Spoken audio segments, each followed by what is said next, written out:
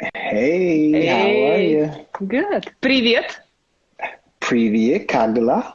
Хорошо. Как у тебя? That's I all you haven't, remember, huh? no, that is really it. I haven't spoken Russian in ten years. Wow, спасибо. Remember Oh, this? yes, thank you. I На, know that на means thank you. здоровье, на Пожалуйста. здоровье. Пожалуйста. See? I'm terrible. Thank you for joining us. This is definitely an honor because you are a superstar here in Russia. Even though it was a long time ago, time Long flies, time ago. but for those who don't know, don't follow basketball, European basketball, this is a superstar. JR played in Europe for like 12 years, 13 years, 13 years? Yep, 13 13 years. years. He played in Greece, in Belgium, in Latvia, and in Russia. And he won in every country. He won every championship, I which is did. amazing. By the way, you should check this out. It might be like, I don't know, some record or something. Some other I people don't didn't know. I don't know No, if but it's a record. it's probably a record, yes. Uh, Anyways, you won right, 9 Russian championships, 2 EuroLeague Cups, which is amazing, and a gold with the Russian national team at the European Championship, which was an Yes. amazing game, amazing championship. And the Russian national team women, we won right after you guys too. So Exactly. But see, you guys were so used to winning, it was just another one. true that. But I remember I watched that game. But we'll talk about that. Anyways, welcome. And before we get to all the basketball, please tell me what's going on. Where are you at? How's the quarantine going on? What's all this bad news, horrible news coming from the States? Please tell me how you feel about this. For me, life is good. I mean, I have family, so of course I live in Mm-hmm. Detroit. I live on the suburbs of Detroit, Michigan. So my wife is from Michigan, so we live here. Mm-hmm. Um, when I say life is pretty easy, it's just I work in the NBA, so of course I get to stay around basketball, which is really cool. I get to scout, I get to travel to Europe and watch kids play. So basketball is still a big part of my life. As far as the quarantine and the pandemic, this is the Mm-hmm. first time I've spent like this much time at home. So it's been Yes. pretty great. Like being able to spend every day with the kids and wake Mm-hmm. up and You do have two normal. girls, right? No, I have one girl, one boy. I have a One girl, one 13 boy. year Huh? old, Mm-hmm. yep, and a 6 year old boy. So Wow. Wow. that's pretty cool. Just seeing them grow every day. I think they're probably tired of me right now. They're probably like, "Daddy needs to go on a trip," but No. but it's been but it's been fun. The Uh-huh. quarantine has just been different. I think even for you guys, it's something that you just never imagined happening in a million Exactly. years. So it seems very weird to everybody to have to wear masks and gloves and be so safe. As I know you have kids too, so you have to be Yes. very, very safe and precautious. Very I think careful.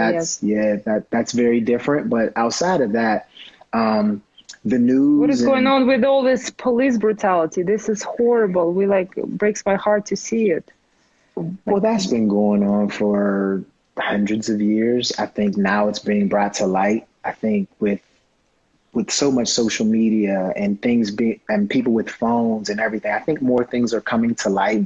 So I'm not going to sit here and act like I'm like the political activist, but just seeing change and seeing institutions mm-hmm. that promote sexism, racism, any of those things, I'm all for change. So to me, I would just like to see everybody just be on an equal playing field. I don't know if that'll ever happen, but just hoping that Mm-hmm. everybody has love in their heart and has respect for each person, no matter if they're white, black, green, or orange. I think that would be ideal, but who knows if that'll ever become our reality while we're alive. How do you like? What do you tell your kids? Like every time I see these horrible things from Seattle, New York, I'm like, what do you tell your kids? Like, do they watch news with you, or you just kind of relate the message, or Um, you kind of just take them out of it? my 6 year old definitely not. No, yeah, He's yeah. has no idea. As far as my 13 year old, I mean she's in a school where she has a lot of friends of all different races, and I think it's a thing where you just have to be honest with your kids and teach them a little bit about their own history. I think a lot of times in school you just learn one side of history and one side You of think it's still you know going on? That's the problem. The education is like, One-sided? I think education is part of it. I think it's way bigger than education, but I think education is one part of it. Not really knowing the truth. And that's all races. I mean, if someone tells you a lie and that's all you've ever been told, that's all you know. It's not like you know that you're being told a lie. You're a kid. You're like, oh, I'm not supposed to like that person. Kids don't know who or what they should like. I think that's taught to them and that's ingrained in them. And that's taught each and every day of they live over there and we live over here. So I think if you start with that, the basics of the core of each person of just saying, hey, we're all one, that would probably be a great start, but I don't know if that happens. But I felt like, I lived in the States too for like many years. And I felt like that's been going on for many years. People are saying we're all equal, we all have the same rights. Like all my generation felt like that. And all of a sudden I see these younger kids are super angry and they totally have the right for that too. So apparently like something is not working. I don't want to go into politics, but I'm just wanted to get your opinion. Like, does it make you feel, I don't know, angry, disappointed, or just tired of all of this?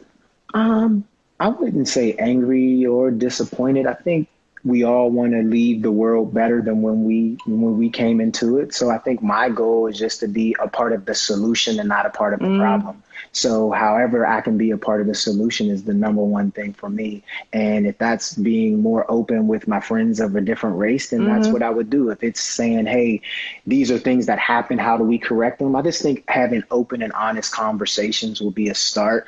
And like you said, it's been going on for a long time, but the younger generation has a big platform and they're able to speak their opinion and speak their mind. And I think the world will slowly change. And I think it's a thing that won't happen overnight. So as long as we're all patient and fighting the good fight, I think things will be okay. Yeah. Do you, so you work for the NBA or you work for one particular team as a department or? Yeah, I work for the Brooklyn Nets as a director of pro personnel. So that's been really cool. This is my first year with them. I spent last year with Philly, and then I spent 4 years with Detroit. So, this is my first year with Brooklyn. So it's been a fun year and a very different year with everything going on. So, but do you have to show up for practice, or you just do like traveling, scouting work, or you actually have to be with the guys and talk to them, like the same thing, like educate them, motivate them, or it's more like getting them together as a group?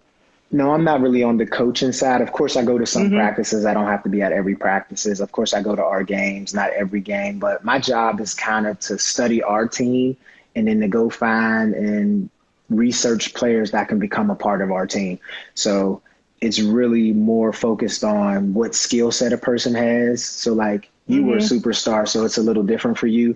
We have to find players that fit around superstars. So my job will be to find the role players that can play with the players like yourself. So, you were on the superstar side. You weren't on the role player side. Hey, you made the first 5 all-star, all-decade team. The best player for like 10 years in EuroLeague. 20 years. 10 years. 10 years. 10 years. But I don't. That might not have. I think it was a list of us, though.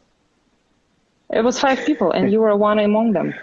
So, anyways, how did you never got drafted to NBA, and now you work with the NBA guys, and you actually having the opportunity to give them jobs? How does that feel? That is a pretty cool experience. Because think about it, you went to college, right? And you were talented, you were on a phenomenal teams, and you were able to play in the WNBA, right? So you got the best of both worlds. You played in the best overseas and you played in the best in the States. Well, for me, I never got to play in the best in the States. So to me, going overseas and playing basketball and doing it at the highest level, you always want to be a part of course, the one you grew up with, the one that you always dreamed when you were 5 years old.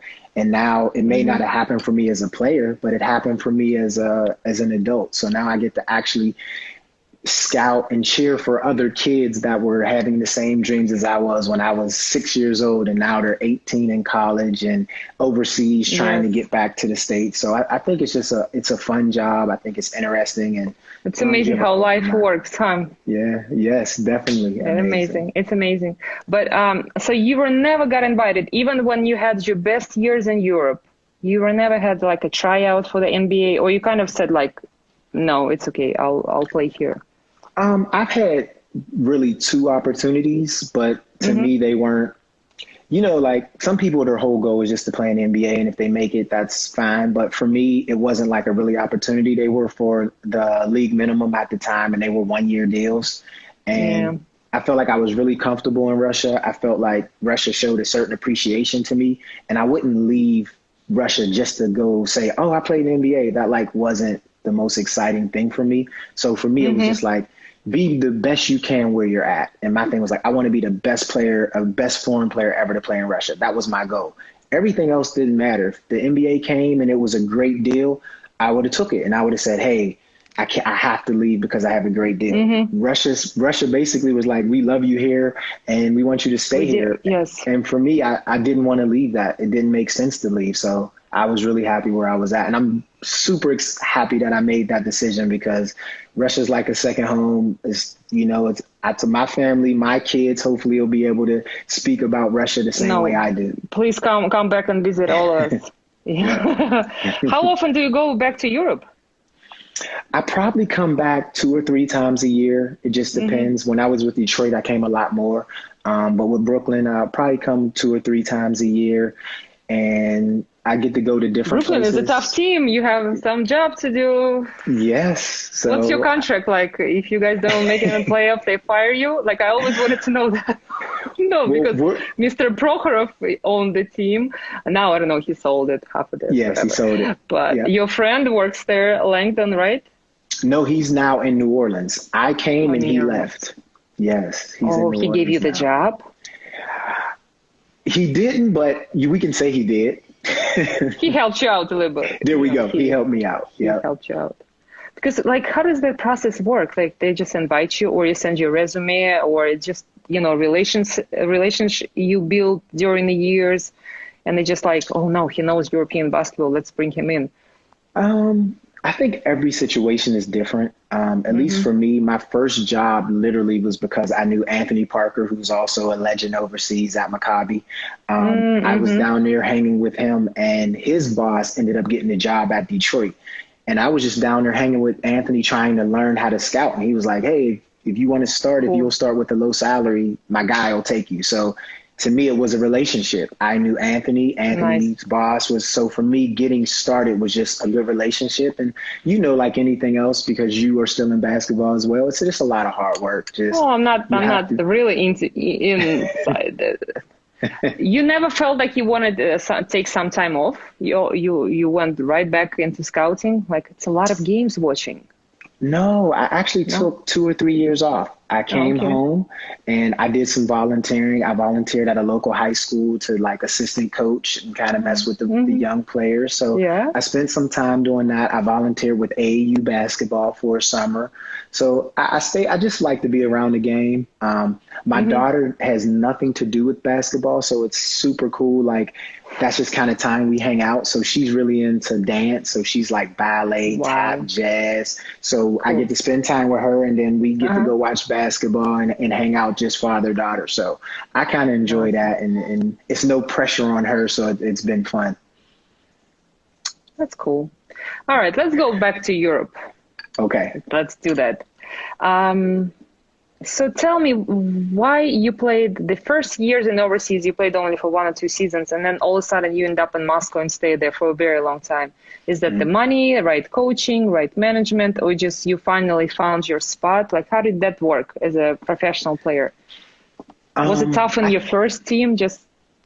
Well, I think as a player, you always want to keep moving up, right? Like, I know Latvia wasn't the highest level in Europe. So you want to, you know, you always knew you want to get to the Euro League. You want to get to the highest level.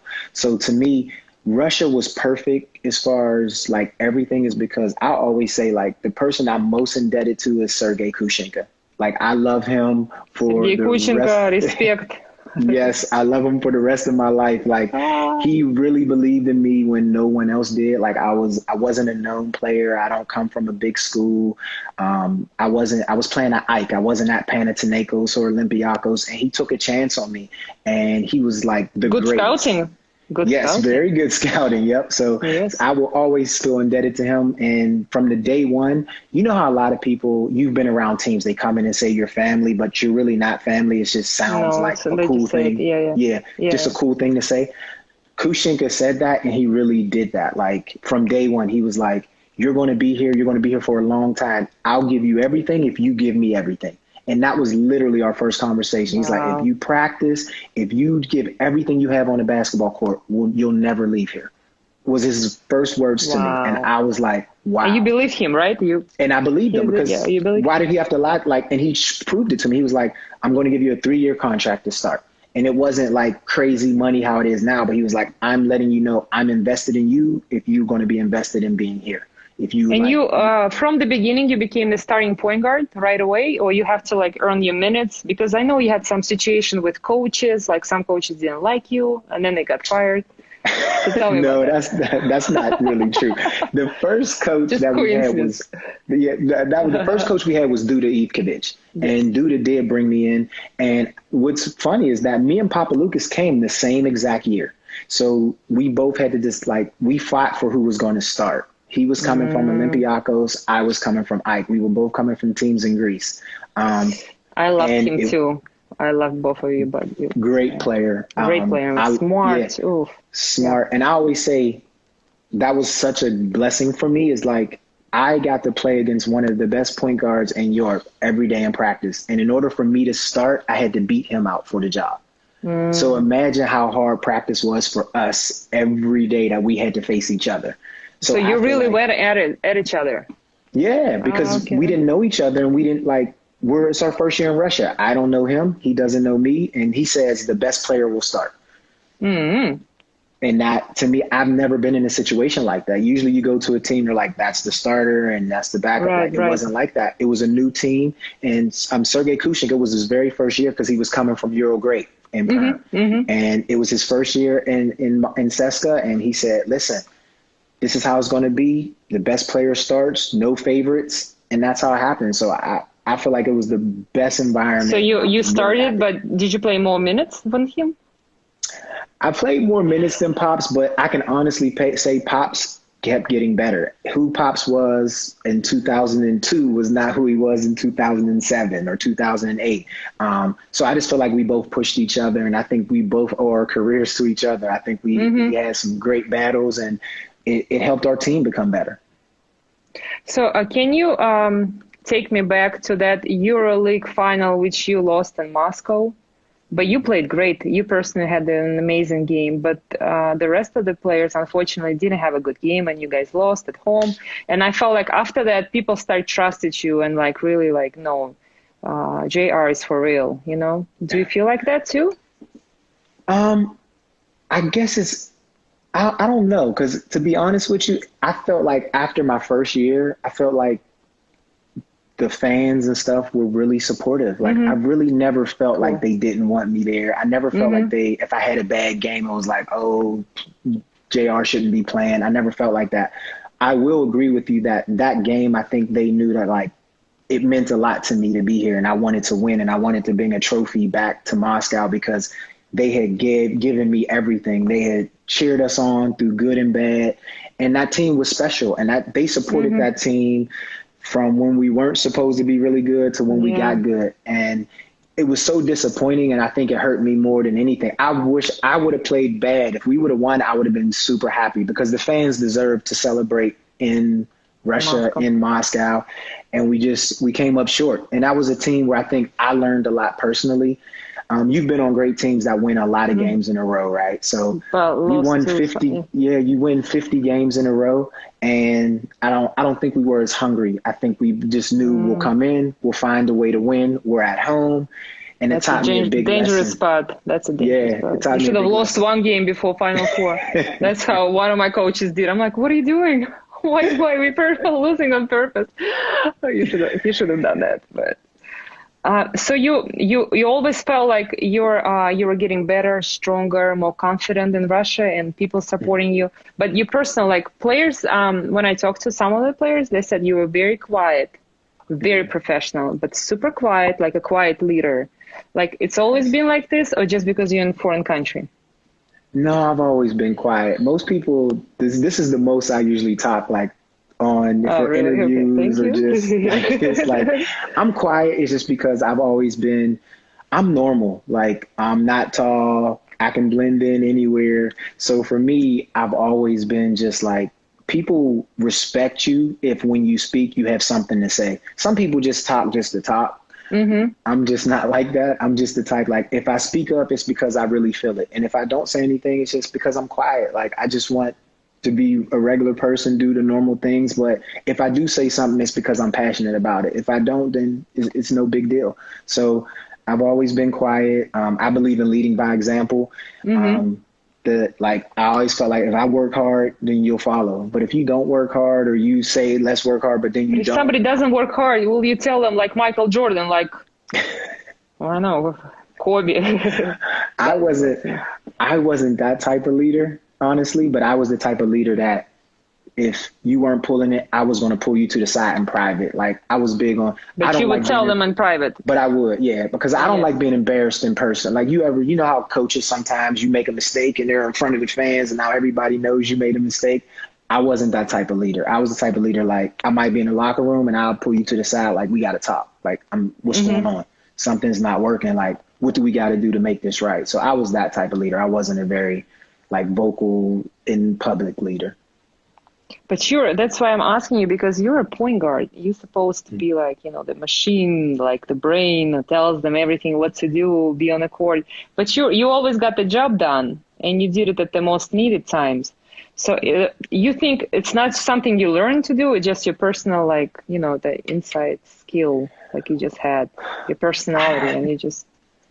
I would have to ask you, because you've been around a lot of leaders, right? Like, do you always have to be the most spoken person to be smart? Like, I feel like if you make the right play, I don't have to say, like, get over there. Like, I can almost, with my eyes, tell you to be there. But you played with point guards. This is really cool. But you played with great point guards. I did. You're right. Not all of them are talking. You're right. Absolutely. I agree. So what was the toughest time in Moscow, in Russia? Was it any times you kind of cross on calendar, like, oh my God, one more week till Christmas, like, I'm homesick, bring me home?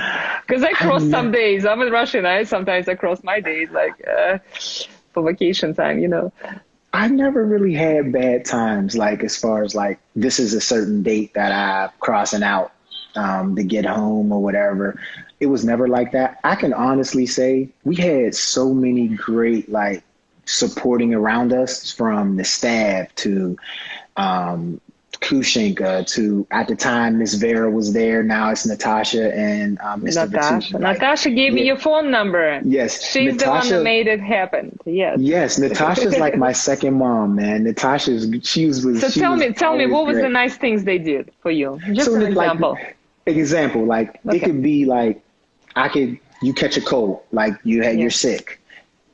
Like, Natasha could bring you soup. She'll bring you food. Aww. She would, like, if you're not feeling good, she's like, do you want me to pick you up for practice? Do you want to watch this video? Like, she always made sure, like, everything was perfect. If I had friends or family come over, she would always be like, what do they need? I want to make sure they're okay. Like, I told you, she was like a second mom. If I ever needed anything, man, she was just the best. And it was like that for everybody, though. I've never been, and this is not because I'm speaking to you, but I can honestly say, like, Seska really was close-knit as a family. And when something went wrong or something wasn't right, everybody felt it.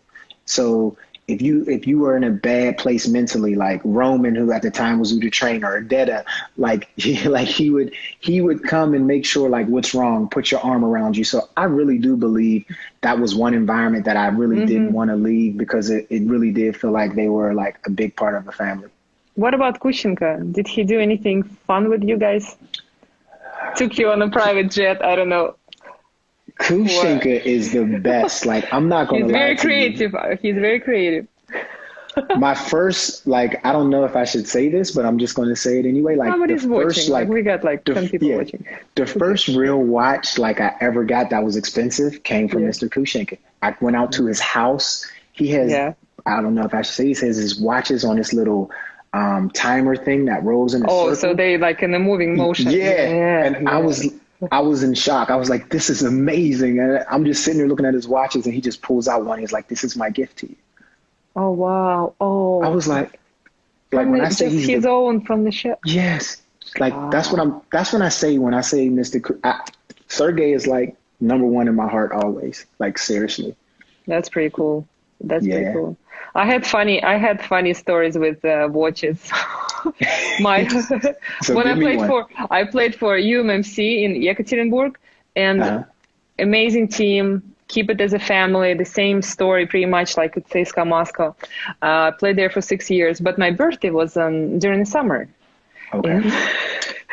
And all the summers people never got the presents, the gifts for the birthdays. But whoever had it on, during the season, they had amazing parties. We had banquets for somebody. They got like jewelry, watch. And for 5 years, I was like, please, can the summer people get something? Please, can the summer people get something? And finally, like my last season, I got the nice watch, nice jewelry, and a bunch of like Diana Nolan, her birthdays, during the summer too. So it was pretty cool. It was special. Yes. So did you get a lot of gifts? So did they make up for all 5 years that you didn't get any gifts? No. Oh, okay. I thought maybe they just gave you like everything all at once because it was like 5 years of no birthdays. It was not about that. It was just about that you still have a team during the during the summer. We're still here.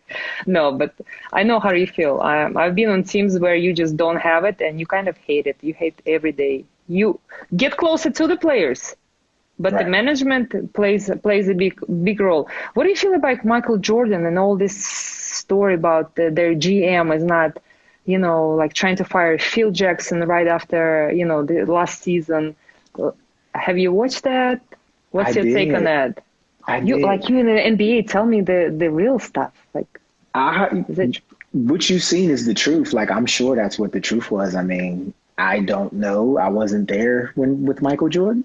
But what I would say is that, like you said, it's a tricky thing because when you start talking about players' contracts and millions of dollars and people being unhappy and people wanting their part of the pie, I think it gets very complicated, especially as a GM.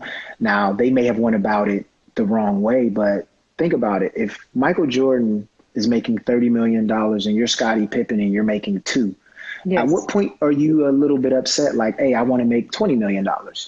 And if your GM doesn't think you're worth $20 million, and we've all been in a situation where maybe he didn't think we were worth that money, you have to make a decision that you think is best for you. So I didn't like the Phil Jackson part because it caught me off guard. Like, Phil Jackson may have been able to keep him together, but he wanted out. He was just tired of that situation with the GM.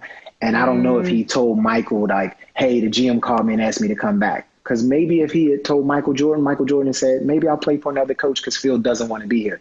But to me, I think Phil made it sound like to me Phil didn't say that. He just said, hey, man, this is it. He let it go. We're all done after this. And let it go. What it is. Yeah, right. Interesting. I also read somewhere that you would like to be a GM in some European team. Is that true? I said I would be open to it for sure. I think any time that you get to be around basketball at the highest level and you get to pick a coach and pick the type of management and the fact that I've been at CSKA and played for different teams, like, of course you would always, if someone said, hey, we would love you as a GM, I definitely would consider it. Like, I think anytime you can. What would you be the dream job? Which country? Dream job? Like, Spain, Italy, Greece. It's not fair because if I said CSKA, then that means Vatutin would be fired, right? We're not going to take Russia. CSKA. Russia is not included. Okay, Russia's not included. No. I'm like, because I don't want to take anybody's job. So I'm okay. Are you thinking like GM? Oh goodness, seriously? Dream job. I guess you know what? Dream job would be somewhere hot, somewhere that you can like. The weather's nice all the time, and you get to do basketball. So you get the best of both worlds. You get the best of being able to enjoy the city and everything else and be able to build a team. That would be great. Do you feel like GM influenced the team more than a coach? Influence the team? I think it's all about success. Well, I think it's all about the relationship, right? I think the relationship. Hold on one second. That's out. Yep. Mm-hmm.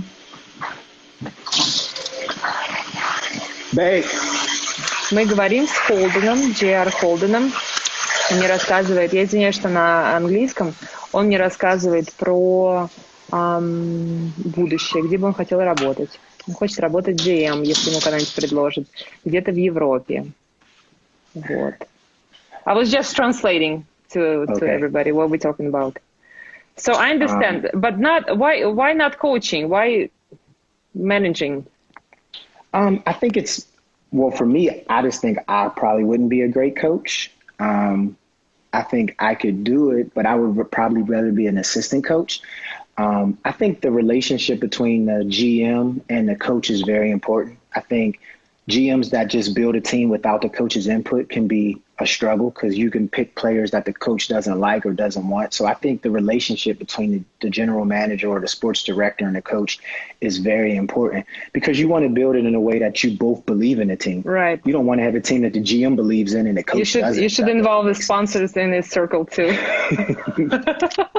They have to believe in you too, unless you own the freaking team. Exactly. Can we talk about coaches a little bit? Who was your favorite coach in Europe? Who was the toughest coach you played for? Any conflicts with coaches? How to deal with the coaches? I think my favorite coach is hard, right? Because I feel like I played for a lot of great coaches. So I wouldn't say I had a favorite. I would say all of them taught me and brought different things out of me. I think the one who probably changed me the most would probably be j.r. Messina. I think he probably changed me the most as far as I came in with a different a mindset that was a little different. Like more selfish? I wouldn't say selfish. It's Instagram. We're talking about like simple stuff, like thinking more about your stats. Like you have to show your stats to extend your country. It wasn't selfish. It's just that we had been to 3 Final Fours before he got there. We didn't win, but we had been. So it wasn't selfish with numbers, but it was selfish, and I knew what I needed to do in order to help us get to a Final Four. It had nothing to do with stats. But Coach Messina had a different view of how we needed to get there in order to be a champion, right? He's like, you've been there, but you haven't won. So I think we bumped heads because I felt like, I don't think we lost because of me. We just didn't win. And hopefully you're coming here with different players like Trajan Langdon and David Vanderpool to make us a better team. So I just felt like at that time we bumped heads because I thought I knew just as much as he did, just because I had been to 3 Final Fours. Yeah. Right. So I think he taught me the most about understanding the game, sometimes being patient, not always being aggressive offensively, being sometimes more aggressive defensively. But how did that happen? You watched film together, or he just like benched you for some mistakes, or you just talking to him after games? How's the learning process took place? I think the learning process for me and him was all of the above. We didn't watch much film together, but as far as like we did watch film as a team. The arguments on the court. He told me to go right. I feel like the left was open. Him telling me reads off the pick and roll that I didn't look at the roller, but I looked at the guy in the corner, and the guy in the opposite corner was open. But I felt like this guy in the corner was open. He just missed the shot. But he's like, that's not the right pass. That's the right pass. So I think we butted heads. Right. I would hate so we butted heads like that. I think that was the thing where I felt like we butted heads, but we ended up growing. And I think over time, I think our relationship was at its best during probably one of the worst times of his life. His brother was sick and ended up passing away during one of our seasons. And I think that was the season me and Coach Messina got the closest. I think it was a time where he let his guard down and was a little bit more open with me. And it was probably my best year playing basketball for him. And I just think we fit, and we finally gelled together as coach and point guard. So you pretty much let him lead you, right? Some point. I wouldn't say that, because I'm a pretty stubborn guy. I may be quiet, but I'm a little stubborn. Okay. So I won't say lead me. I'll say that I kind of just, I kept working with him. I didn't just turn my back. You know what I mean? Like I didn't just say, you're like, fuck it. You're like, right. I didn't do that. I just kept saying like, I'm gonna work with him. I'm gonna work with you. And he ended up working with me. So I won't say it was just like he just gave in, but I think we worked together, and over the years, and the more you're around a person, the more you trust them, right? Like you know, he's not selfish, like you said, he's not. And I think he looked at my numbers and thought I was selfish too, but I wanted to win. Like it was never about numbers or having to score 16 or 18. To me, give me 12 if we're going to win, but I don't want 12 if we're going to lose. And I think that's hard to know when you're playing. That's cool. That's cool. What about other coaches? The coach that everybody always asked me about was Coach Dule, who the one that got fired. He was a Serbian coach that came from Partizan. Yes. Everybody talks about him, and I just want to be honest. Like, I missed the first couple games. I didn't go to the United States for that trip because I was going through all the heart issues my last year, and I had to go to Austria and then to the Mayo in Minnesota, and then I went to Houston. So I never thought that he didn't like me. I just think he had his idea of how he wanted to build our team. And when we won in the United States, no one remembers, but everybody's like, oh, this team is going to be great. And it was almost like, I felt like they were like, okay, we can kind of push JR to the side now, right? And I was like, okay, so whatever you want. Yeah. Well, we lost the first 4 games of the EuroLeague, and I didn't play. And he was saying that I had to go through some type of training or something. But I'm like, I've been here. What do you mean some type of training?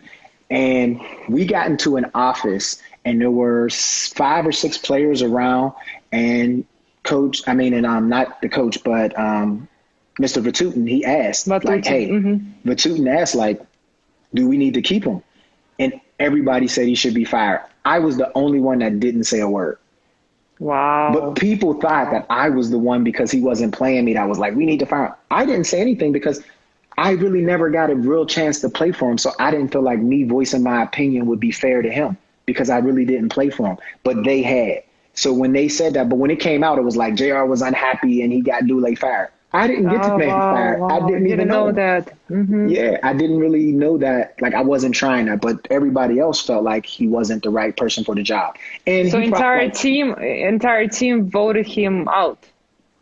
The top players voted him out. I won't say the entire team, but the leaders group, whatever. Yeah, the leaders.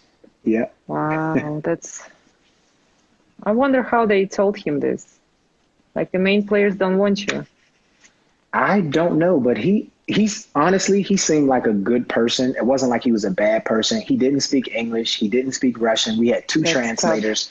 I just think it was a really difficult for him, and it was an older team. He brought in 2 younger guys to kind of lead a new team that we had the same players we had went to 5 Final Fours with, and he wanted to change everything, and I just think it was really, really tough for him. Wow, that's always tough when you get in a star team. What about David Blatt, your Russian national team coach? Coach Blatt is my guy. I rocks with Coach Blatt. Let's talk about national team, and then you can include Blatt if you want to. So you were, what was the first time you got preposition for the passport? How did that work? You got the citizenship right away? You thought about it, or? No, this is the craziest thing. And I tell this story all the time, but nobody really believes me. Me, my agent, and Mr. Kushenko were sitting at a game, a national team game. Remember when the national team used to be played during the season? I think it was like November and February. Yes, November windows. Yes. Yeah, November windows. Yeah. So I was just sitting there at the game with my agent and Kushenka, and he was watching the game. He was like, man, we need a point guard. Would you play with the national team? I was like, yeah. But I didn't know he was serious. He just said it, and we just finished the conversation. He never said another word.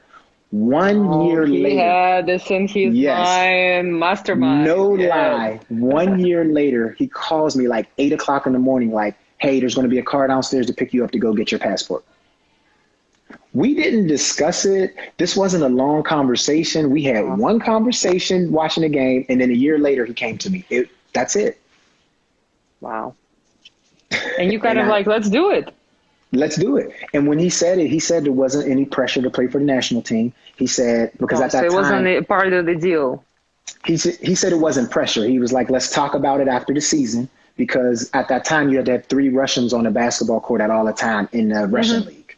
So he was just saying like, hey, now you'll be considered a Russian. We can go get another foreigner, even for the EuroLeague. Back then, you could only have 2 foreigners. We can. So it would just seem different. It didn't seem like, oh, you're doing this just for the national team. I thought it was also for CSKA. So it wasn't like this big old plot out plan of this is what's going to happen. It just happened. And in 2005, I always tell people it was the hardest time for me because the first day to practice with the national team, 2 of the captains retired. And I never know if they retired because I was playing and maybe playing in maybe one of their spots, or if they really wanted to be done. And that was really hard because I never wanted to play to take somebody's spot. I wanted to be a part of the team, not to remove somebody out of the team. No, it's basketball. It happens. Yeah, I don't think it was related. Oh, they got scared. I hope not. Sure. But, it is what it is. If you can't compete, you have to open up your spot, like all of us. Yeah, but they were veterans and they were captains. And that's different. Yeah, I understand. So how did the team accepted you? They already knew you from CSKA, so it was fun. Yeah, like, the team was great. The team was great. Honestly, AK was phenomenal. The first year was really weird because. So you were 2005, right? Yeah, when we were terrible in Serbia. We played awful, including myself. We were so bad. But we were unprepared. I can honestly say, like, AK-47 was the player, the coach, the manager. He was doing everything for that team. And it just seemed like we just didn't have the focus we needed in order to really accomplish something in 05. But in 06, he didn't play. And a lot of the guys didn't play because it was the qualifications games because we didn't kind of qualify. But in 07, when everybody came and Coach Black kind of took over, it was what Coach Black did to start it. I have so much respect for Coach Black and Karolinko because Coach Black came in and said, listen, I don't care if you make $100 million or if you make $100,000. We're doing it my way. And if you don't want to be a part of it, don't play. And AK, I can honestly say, AK was like, I'm all in. And he never treated any of us like he was here and we were here. And he was there and we were here, but he never treated anyone like that. And for me, I have so much respect for both of them because without both of them, we don't win for sure. Oh, wow. So did you feel any different when you were putting a Russian jersey on, or you were like, it's just basketball, let's just play, let's just win, we have the goal, to accomplish? I think what people don't understand is anytime you represent a country and not a club, there's a certain sense of pride. I don't care if you were born there or not. When you go out there and you're listening to the Russian anthem, there's a certain level of pride because this is a country saying we want you to play and we're supporting you. If you don't feel something in your heart that you don't want to give everything to help them win, I think there's something wrong with you as a person. So for me, I really was like, once you put Russia across me and it wasn't CSKA, it was like the whole USA thing was out the window. I'm like, I'm representing Russia. I'm going to give everything I can to help them win and for us to win. You were never criticized from the States? Yeah, but I mean, I didn't care. Like, I always look at it this way. If you're in the United States and you're criticizing me, one, you must not have any business in Russia or in Europe, because there's a whole bunch of businessmen that go back and forth between the United States for business in Europe all the time. Every day. Everywhere, right? Yeah. So for me to be criticized for playing basketball, and I look at it as this, in a country that wants me, you didn't want me. So why am I being criticized? You didn't want me to play for your national team or even in your NBA. So I really didn't care. I enjoyed it. Good. Yeah, I really love playing for Russia. And the only time it was weird was when we played against the USA. And did they try? Because I remember USA played against us and Becky Hammond played for us. Yep. They shut her down. Poor girl. Oh, my God. She had an amazing tournament, but that game, I don't think she could touch the ball. They double team her every time. Did they do the same to you? They didn't. I had a good game. But what I will say is that it was the first time I was weird because, anytime you play in the WNBA, so I'm sure you said hello to almost every girl on the USA team because you kind of knew them. You hug them, you know them. Yeah. Right. I didn't know anybody and no one said hello. Not one player on the USA team until after the game. Because I played a good game. After the game, they were they were all pretty nice. I went to lunch with LeBron at California Pizza the day after the game. Like, they were super cool, but it was like I had to prove that I was good enough. You belong to the top. Yeah, that I belong. Elite but I didn't, not one word, not a hello, not a head nod, nothing. So tell me about that lunch. LeBron just texts you like, hey, Russian, come over, join us for lunch. No. How did that work? Actually, no. Honestly, he was leaving the hotel. I was leaving the hotel. And he was like, yo, Jay, you want to grab lunch? Just like that. just weird. Like literally, so we're cool. both walking out the hotel. He's like, "Yo, Jay, you want to grab lunch?" And we just went over. And at that time, I think Nas had just came out with a hip hop album, so we talked music. At that time, he wasn't LeBron yet, so he didn't have these NBA Yeah. championships. So we talked about him trying to get a ring. So we literally just like had a normal talk because he was a regular person then. He's not LeBron who he is now. He was just, you know, Kobe was still the guy then when that back in '08. Yeah. That's cool. That's special. Yeah. So tell me about that last final game, the last shot. I know you talked about a million times the last 2 points you scored against Spain. Is this the best your career? I don't know, best moment or no?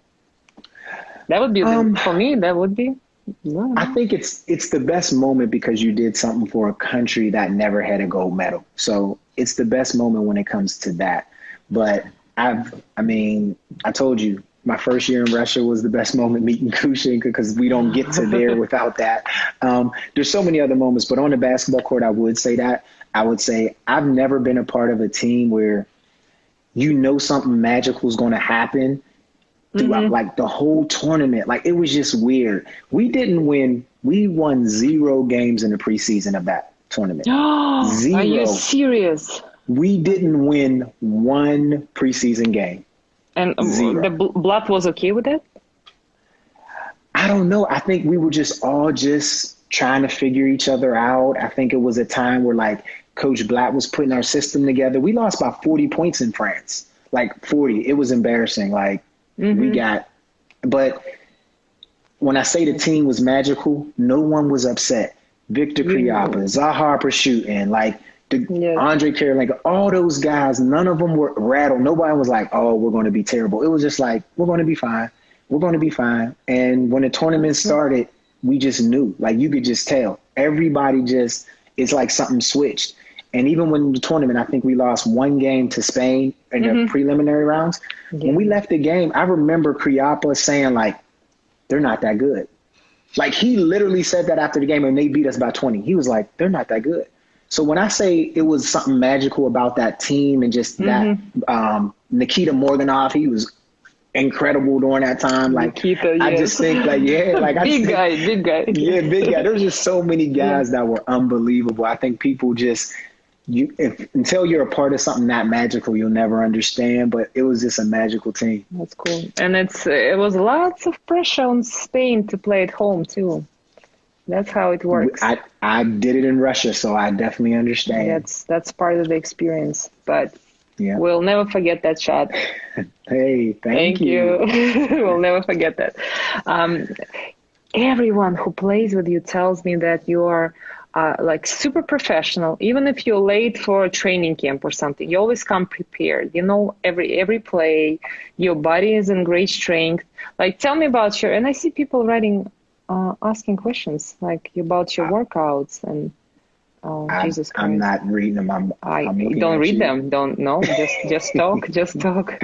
I've always been the type that was like, if you never get out of shape, you don't have to get into shape, right? I always feel like if you get out of shape, you're going to have injuries. If you get out of shape, it's like that's the time where it's always harder to get back in shape. So I always felt like I've never taken more than 7 or 10 days off ever when it came to like working out or doing something with basketball. So a lot of times, and I had a trainer probably at least the last 10 years of my career as far as on the court basketball trainer. So when I would come personal home, one? Yeah, personal one. Nice. So I've always pushed myself to be always the best I could be because I always felt like I'm representing this team even when I go home. If I come back and I'm not better, I'm giving them a reason to say we might have to look at another player. I'm giving them a reason to do that. But if I'm always in shape, I always know the plays. Even if I say, give me 2 more weeks, it's not a selfish give me 2 more weeks because I'm not going to be in shape. It's like, give me 2 more weeks to be around my family, to spend time with my mom and different things. Yeah. And when I come, I guarantee you I'll be ready. And I always took pride in being in great shape when I got over. So just constant work, pretty much. Yeah, but it's like but not too much, right? You just but you love basketball, right? Yeah, you love basketball. So when you got a chance to play and work out by yourself, it was kind of like an enjoyment. It wasn't like real work. I think it's work when it's practice with your coach and you got to run plays. Yeah. You don't need the players, whatever. Yeah. I understand. It's different when you're just in the gym by yourself shooting. I got you. And last thing I wanted to ask you, I read this quote. I didn't know you wrote the book. Oh my God, this is amazing. You wrote the book. Thank you. I read the little quote where it says that, like, will I be remembered just the guy who had success overseas? Like, what's next for me? And these things, like, what's your meaning now? What would you like to accomplish? I think in life, for me, I just want to be always remembered as a good person who had a good heart. I think when you're playing basketball, you always want to be the guy who everybody's like, he's a great player, he's a great player, he's a great player. When you're done playing basketball, there's people that don't even remember that you played basketball. So who are you as a person, and what do people say about you when it has nothing to do with basketball? So I think when I wrote that book, I kept thinking, like, I have a daughter. I didn't have my son at the time, but I had a daughter, and I'm like, she's going to date somebody one day, and she's going to get married one day. And if I was to die and she wasn't spend time with me, how would other people talk to her about me? How would people say, this is who your dad was? My daughter doesn't remember me playing basketball. So I want her to, like, when she says, oh, I love my dad, I want them to say, oh man, your dad was a great guy. He did this, he did that. So to me, I think my purpose is to try to be a good person and be someone that my daughter and my son look up to. So for me, I'm more focused on that now than being a great scout or a great GM or a great director. But don't forget to do that part too. I want to do both. We're gonna cheer for your success. And if you need a job opening for any other scouting in Russia, call me, text me. Sounds good. I'll help you out. But thank you so much. Appreciate it. Yes, thank you so much for your time. Be safe. So you have to tell me. I have a question for you. So what are you doing now? What are you doing with basketball? You said not really. Like a year or 2 years ago, you were in basketball. And I was with the Russian national team. I was a GM for the Russian national team. And a couple of months ago, I stopped doing that. But I'm still involved in Russian Federation. I'm still in the committee for Federation. So we're voting for all these different things. But I'm not particular with any teams, with any leagues, nothing. And just taking care of my kids and doing my little project, these little interviews. And that's it, looking for other options. Okay. Yeah. So did you enjoy it? Like how hard was it being a part of something that you were a part of for so long and you kind of had a vision for it? How hard was that? That was it was an amazing experience, and we had some really good players, but things didn't work out. And I felt like at some point I can't really help them anymore. Because we didn't qualify for Olympics. And Olympics didn't happen, but we didn't qualify for that. And I felt like coaching staff and the players, we did everything.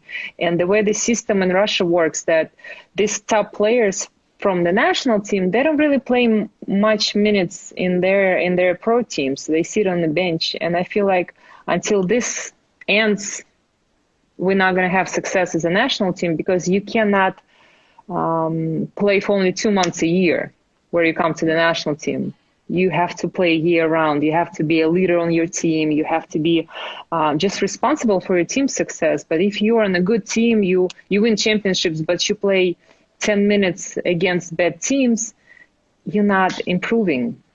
And when I get them on the national team, they all work hard. They're all good girls, great girls, good heart, and they try hard, but it doesn't work. You always have to be, as a leader playing on your teams. And I felt like I can't do this for 10 years, 20 years. That's not gonna, I can't really change it. Okay. I got one last question because I know our time's up. It's coming, but yeah. The hardest thing for your transition to being a mommy or like no longer a basketball player? Don't have any. Nothing. I don't know. I love it. So I it love was it. easy. When I wake up and something hurts, I'm like, thank God, I don't have to take any Advil to go and work out. I can take a day off. But Right. I love being with kids. I always wanted to have kids. But like guys, you guys can have a kid during your professional career and just keep playing. Right. You know, we had to take 2 years off. So for me, sure. like I'm really enjoying it, knowing that I actually stopped at the right time because I'm still healthy. I can still run. I ran a marathon last year, which is like in Berlin, like 42 kilometers, 21 miles. This is like. So you're in phenomenal shape. I'm okay. I'm okay. Yeah. But I do 21 miles. love the game. I miss playing. I watch some great games when it's finals. Like I watch it. I love it. I'm staying involved with the players. I know what's going on, but I'm not particular attached to any basketball organizations right now, except Russian Federation as a, just a medium. Yeah. Okay. That's it. Well, thank you so much. I appreciate it. That was fun. Yes, That was it fun. was. I'm so glad that you brought me on. I appreciate it. Yes. And you're such a cool family. Oh my God, I checked your Instagram. You were like family person, family man. It's so rare to see you. Beautiful wife, beautiful kids. God bless you guys. Thank you. Stay strong Appreciate there. It. I will. Text us when you come to Moscow. I definitely will. Okay. Bye. All right. Bye. Take care. Yeah, bye-bye. Bye. Yeah.